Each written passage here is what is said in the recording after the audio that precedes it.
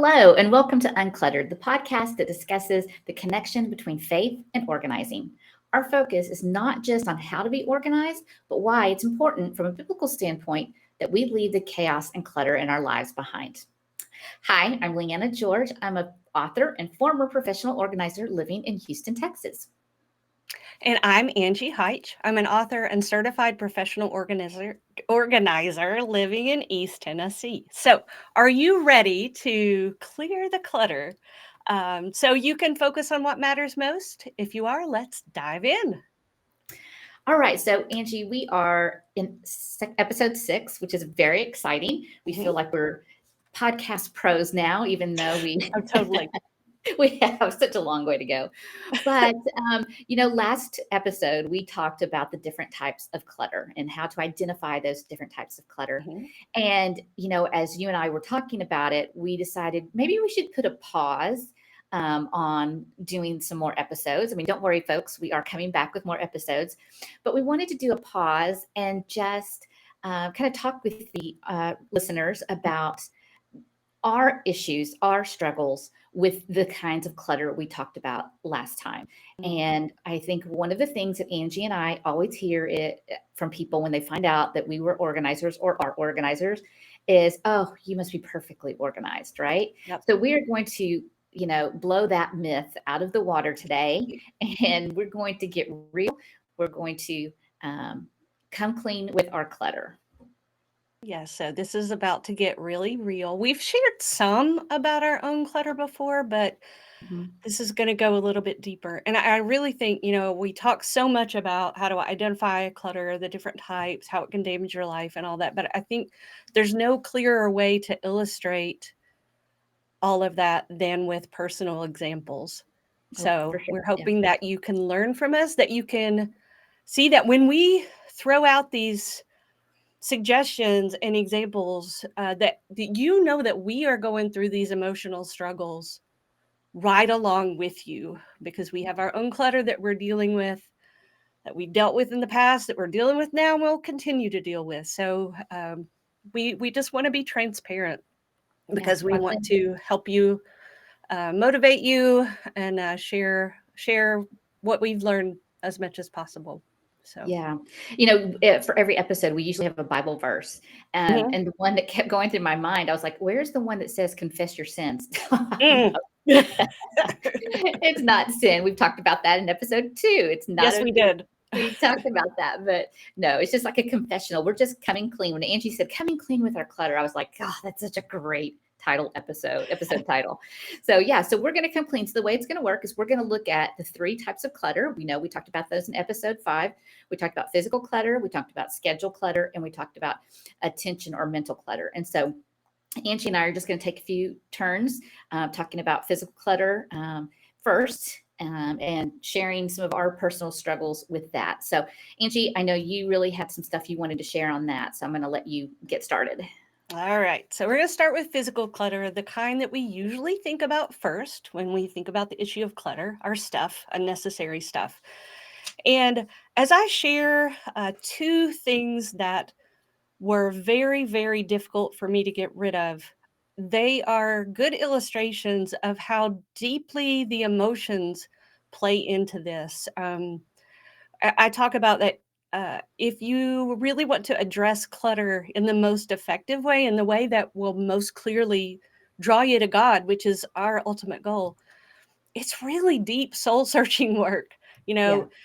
It's one thing to kind of, pick up in an area and make it look better. But in order to figure out why the clutter got there, you got to get to those root issues. And man, it's hard. So in the interest of coming clean with my own clutter, I'm going to show you a couple pictures of 2 categories that's very related. Things that I really struggled to get rid of. All right.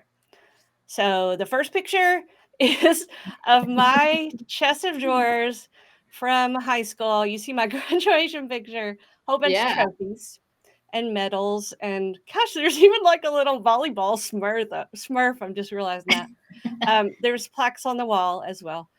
I kept my trophies from middle school, high school, college. I know I kept those until the most recent move. So we're talking like 3 years ago in a big bin, very heavy. And it was kind of ridiculous. I mean, I had showed them to my kids and kind of told stories and all that. And at a certain point, it was like, does this represent who I am now? No. Do I look at these and have good memories? Yes. But you know what? I could look at the picture and do Yeah. that. So I don't have to have the physical stuff. And I was actually able to donate these to an assisted living place. I pulled off the little metal plates from the trophies and kept those for a while. I don't even know that I still have those. Anyway, but that was really tough for me to get rid of because it represented such a big period of my life. Let me show you one other that's kind of in the same vein. All right, let's see if I can get this to, I don't know why the arrow key is not working. I shrunk it down. Okay. There we go. All right. So that's me as a middle school volleyball player for Colonial Heights Junior High School, and a volleyball and a trophy, of course. And the volleyball. Now I didn't keep that specific volleyball because that was a school ball. But I still had a volleyball up to just a few months ago. And the thing was, like, I still played league volleyball kind of off and on. But in the last few years, I have really bad knees. I've already had one knee replaced. And so the last time I played, I realized this is just really too painful. But I kept having visions of, we could go to the park, we could hit around a little bit. I think we did it one time in a park downtown. But I'm thinking, it's in here in the closet. It's not doing anyone any good. If we ask those 2 clutter questions that I say, do I love it? Do I use it? Do I love it? Yeah, sort of. Do I use it? No, absolutely not. But I felt like when I get rid of this, it's like I'm letting that part of my life go, but I'm not, Yeah.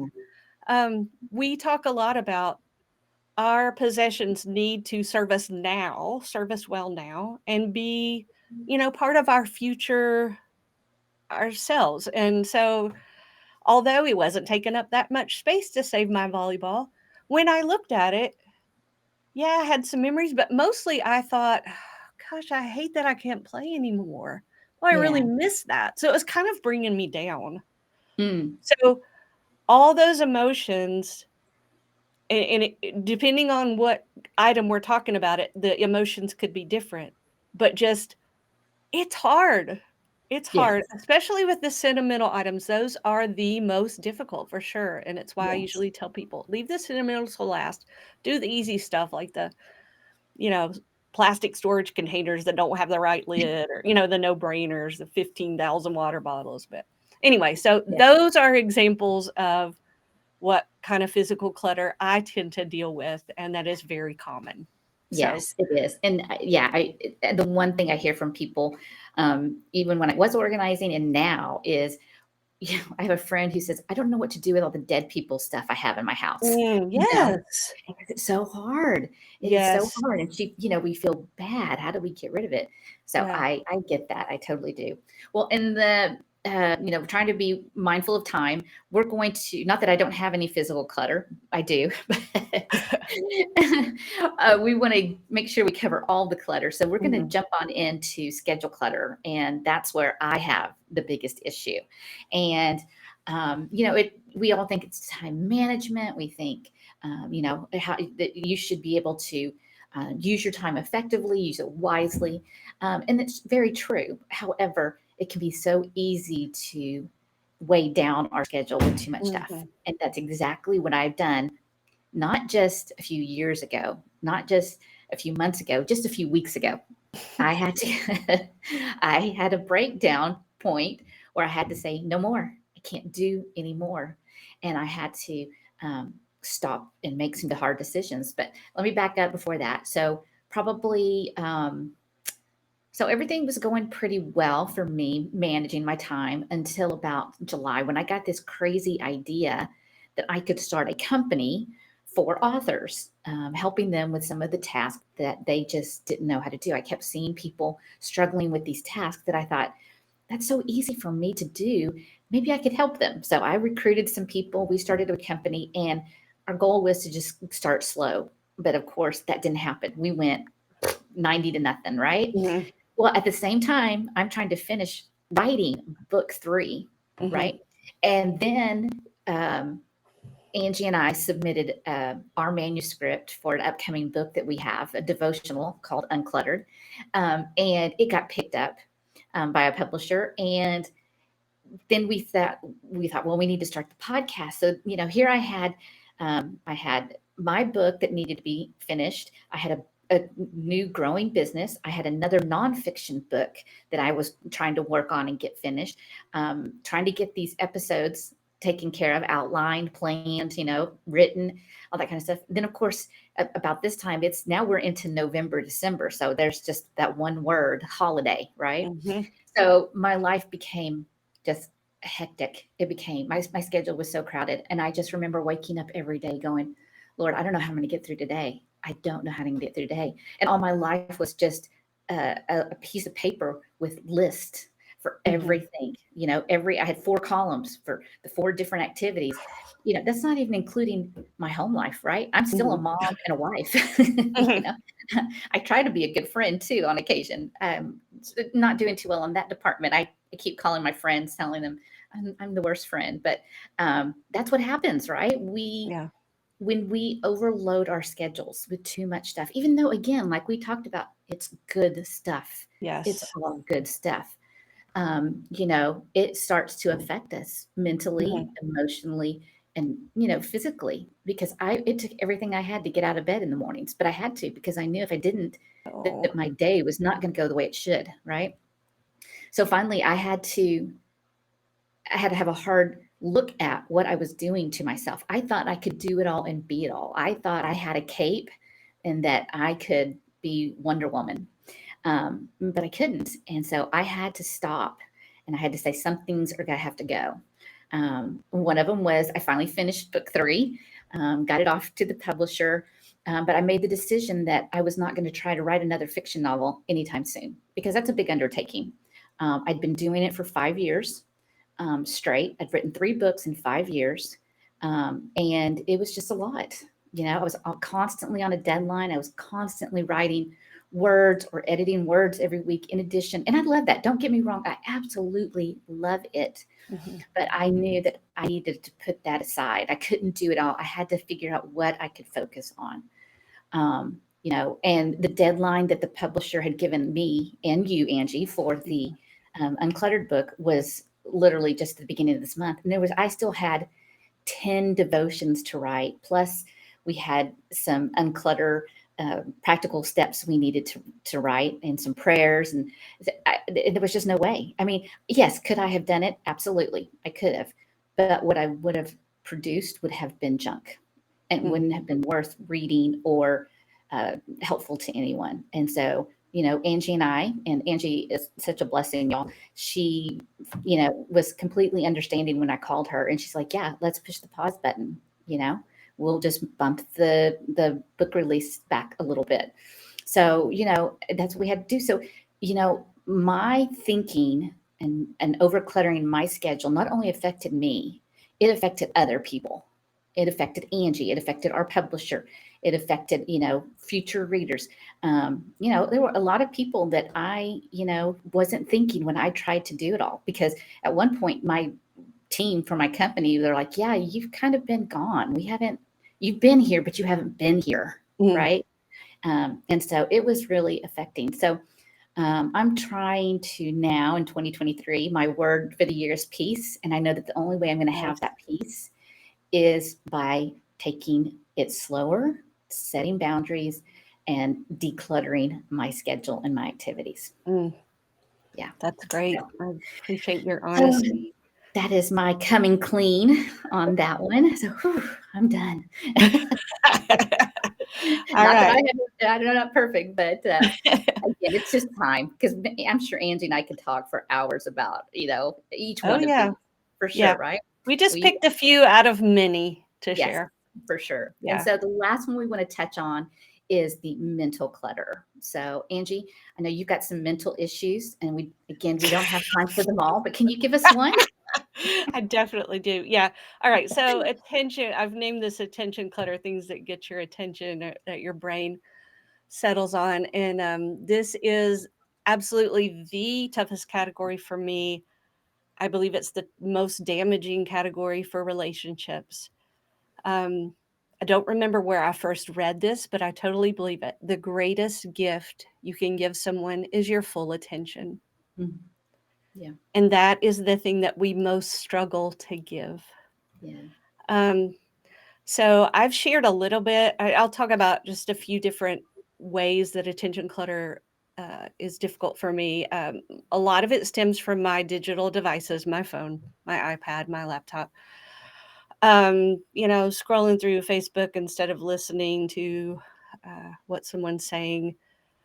Countless examples. When I finally faced it after years of my family begging, which I'm not proud of, and looked at how much time I was spending, it's easy to find that Hmm. information, and it's pretty eye opening. Um, and just thinking, I'll never get that time back, and Yeah. I owe it to the people I love and to myself to, I talk about uh, putting God first, but I wasn't doing it.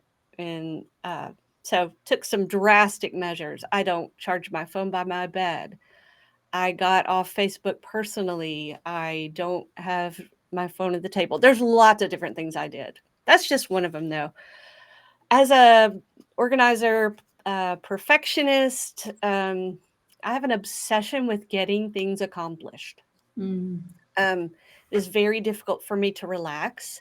Hmm. And it's very difficult when I'm with someone to not be thinking about all those undone tasks that are going to be waiting for me whenever this thing ends. And in these situations, I am not giving full attention to whatever it is I'm doing, whether I'm in a conversation, whether I'm doing work, whatever it is. My attention is not there.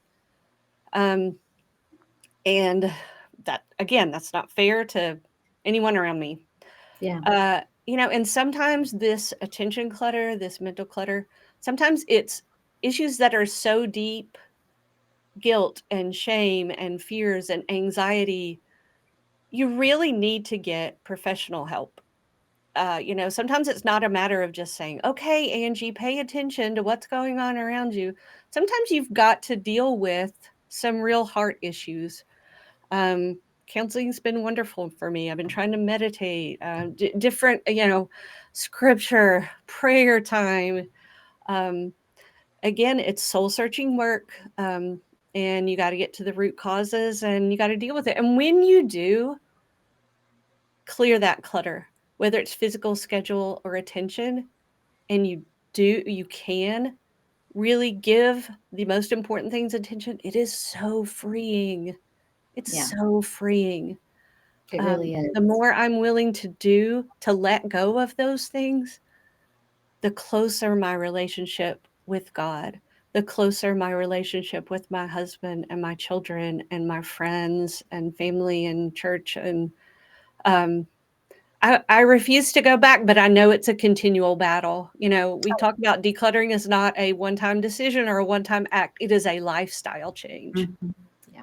So, Yes. Oh, absolutely. And so funny you say that because I remember I used to give a presentation on decluttering, and one of my intro was how I was overwhelmed with a schedule, mhm, and that was like 2016. Here it is, 2023, and I'm still, it's like, hello, how many times is it going to take for me to get this through my head, mhm, right?